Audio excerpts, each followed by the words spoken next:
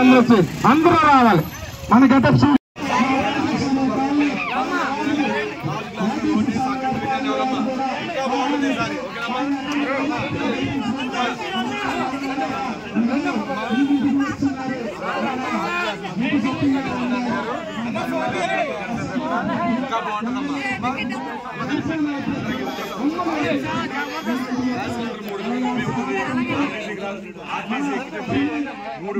Gas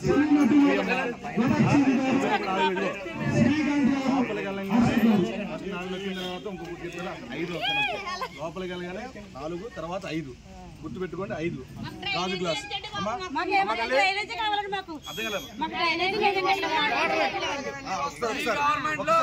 ఒకసారి మీరు గాజు గ్లాస్ వేసి గెలిపిస్తే గారు ఏం చేస్తారో మీకు వివరిస్తారమ్మా.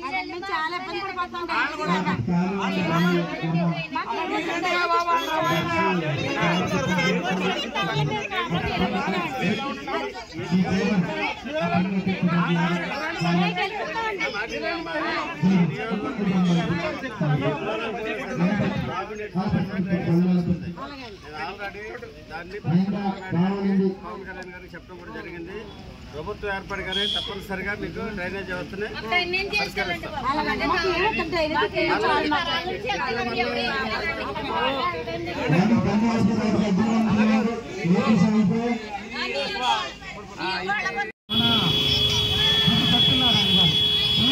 నియోజకవర్గ అసెంబ్లీ అభ్యర్థిగా సత్యనారాయణ గారు ముందుకు వస్తున్నారు.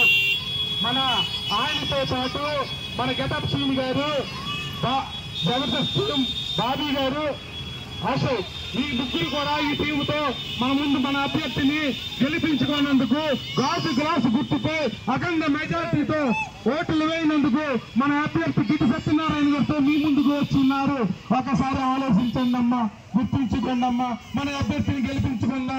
మన కాలనీలు ఇదిగో మనగా కూటమికి ప్రచారంలో భాగంగా ఈరోజు పి గన్నవరం నియోజకవర్గం రావడం జరిగింది. గిట్టి సత్యనారాయణ గారి నాయకత్వం బలోపేతం చేయడానికి ఇక్కడ ఆయనతో పాటు ప్రచార కార్యక్రమంలో పాల్గొనడం జరుగుతుంది.